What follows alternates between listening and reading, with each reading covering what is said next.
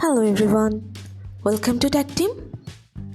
Today in this video, I'm gonna show you how to strike through in your WhatsApp. Before starting the video, please subscribe to Tactim. So let's get started. For this, you have to open your WhatsApp.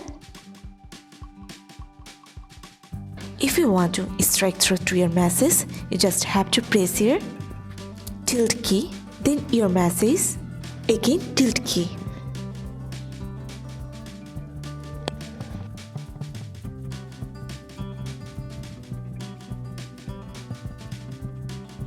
Press on send. That's it. So this is how to strike through in your WhatsApp. So guys, that's it. You can do this. I think this video is very helpful to you. If it was, then give a thumbs up and hit the subscribe button. And thanks for watching.